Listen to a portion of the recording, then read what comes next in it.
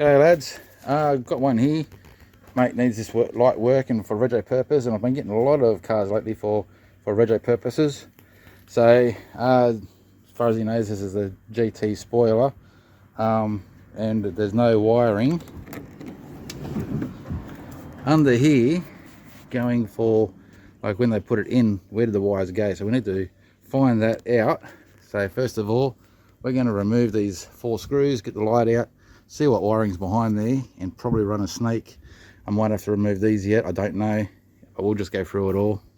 Okay, so the light's put up there, it's stuck up with double-sided tape and screwed on, and then you're left with this LED strip, and this is the plastic part that goes over the top of the light there, and it's got this double-sided tape on here as well, which comes off relatively easy from this when you just roll it with your thumb, like so.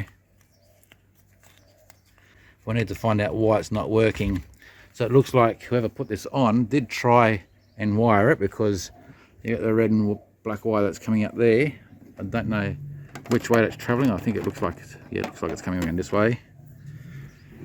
And then they've got weird and wonderful taping here, and it's going up behind there, which I'm gonna have to pull this back, this body deadener stuff, whatever that is, and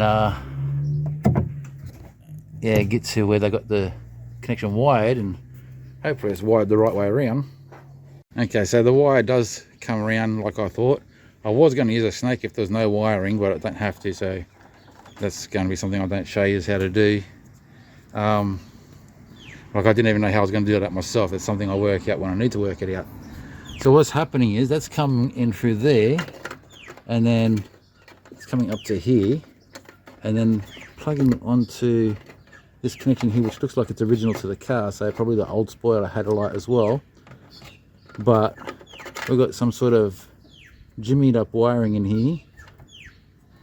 Hopefully it's not twisted, but I dare say it probably is. So I'm going to put a multimeter on that, find out if there's actually power there with the car, and then I'll put a battery on that, this wiring here, but from the light itself, to see if that actually works still, and track down where the problem is. Okay, so old mate did a not too bad a job. Got messy with the electrical tape. I'm getting rid of all of that and having a look. It's that wire there's soldered, and I've checked the wiring, and there's 12 volt there with the brake pedal pressed. Ignition has to be on with the BA Falcon for some reason, and so that's coming around, and that's coming up to here and tested there as well, and there's actually power onto that when you press the brake. So it's the LED that's at fault here, and we just need to work out what we're going to do there.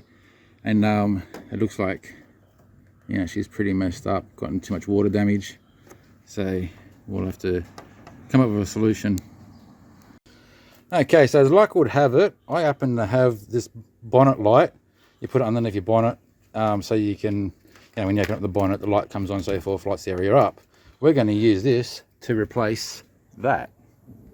What we've done here is I've fitted the light, I've desoldered the ends, also checked that there was no 5 volt step down for this, because that would be the last thing we want. So now we've desoldered that. Using the original LEDs, we use the back of it to stick this on. That's fit in there perfectly. I'm actually going to get some small cable ties as well, just so if the adhesive breaks off, that the cable ties will still hold it in place. So there's going to be a break between the wire light, but you won't really see it. Just every now and then there'll be like a bit of light missing, but with that much light you won't notice it. If we do a pattern, it'll just look like it's part of the light anyway.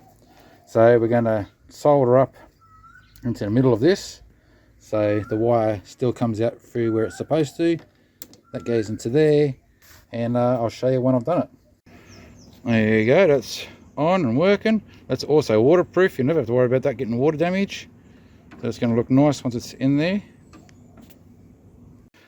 Alright, so let's put back in of hot glue there, just to give it a seal around, and then I've used the heat gun to go back over it just to make sure it's all pressed down nicely. We're not going to put double-sided tape back on that to bolt it back up. We're just going to bolt it back up as is and remove the tape, and then we'll show you there, and then I'll give you a look at it working. Alright, so that sticky tape, that sticky stuff there is put back up, cable tied instead of electrical tape, the cable there. So now old mate's just going to press the brakes for me a couple of times.